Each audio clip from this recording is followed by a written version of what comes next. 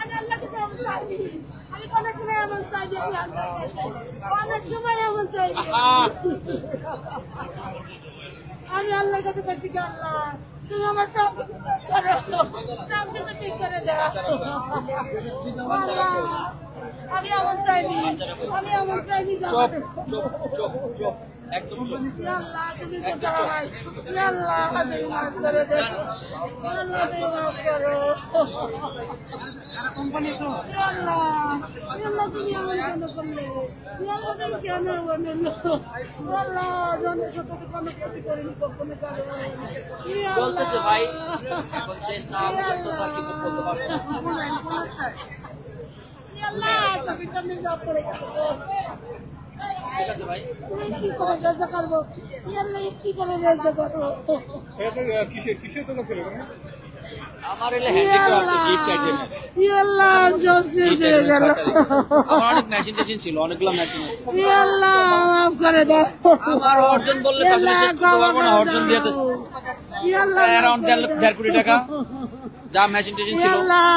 আমার 18 বছরের অর্জন, আমার 23 বছরের প্রতিষ্ঠানের বর্ষ, আমার কর্মজীবনের 35 বছর সব শেষ। আমার এখানে কিছু নাই। আমার এখানে আমি করোনার পর থেকে আর ঘুরে দাঁড়াতে পারি নাই। আর হয়তো ব্যাংক লোন ছিল, ব্যক্তি লোন ছিল, এখন আমি প্রায় 65-60 লাখ টাকা লোন আছে। আমার নাম মোহাম্মদ জাহাঙ্গীর, আমার প্রতিষ্ঠানের নাম জাহাঙ্গীর ফ্রেমঘর। আমরা সবাই জানে, সবাই চিনে, এবং এটা মোটামুটি আপনাদের যারা জার্নালিস্ট বা ফটো সাংবাদিক যারা, তাদের সবার সাথে আমার কাজের সম্পর্ক আছে। আমার এখানে পণ্য হলো আমার ন্যাশন, আমরা পণ্য তৈরি করতাম, কাঠের তৈরি জিনিস তৈরি করতাম, ছবি বাঁধাই। আমার অনেক আর্টিস্টের ছবি ছিল, আমার নিজের অর্জন ছিল। আমি শিশির ভট্টাচার্য থেকে শুরু করে রবিকুল নবী, রণবীর, আমার অনেকের ছবি ছিল। আমার এই ছবিগুলো তো অনেক দাম, এগুলো তো আমি ফেরত পাবো না। আমার রিসেন্ট গত 2 দিন আগে শিশির স্যারের একটা স্কেচ একজন দিয়ে গেছে বাঁধাইতে। আল্লাহ জানে এখন এটা কি অবস্থা, আমি এটা কি জবাব দিব? আল্লাহ তুমি আমাকে বাঁচাও। আল্লাহ 6 তলা লাস্ট হয়েছে রে তুমি আমাকে বাঁচাও। আল্লাহ আমার ভাই, আল্লাহ আমার তো ভাই তুমি অনেক, আমাদের আমি এটাই বলতে পারবো না। আমার এখন আল্লাহ তুমি আমাদের বাঁচাও। আল্লাহ আমার মেশিন আছে 8টার মতো, লেজার মেশিন, ইউবি, ইকো। এই নুস আমার সাইডে পানি দিচ্ছে না, ওরা কাঠের ওই সাইডে পানি দিচ্ছে না, ওই সাইডে পানি আগুন লাগছে। না দেন না দেন।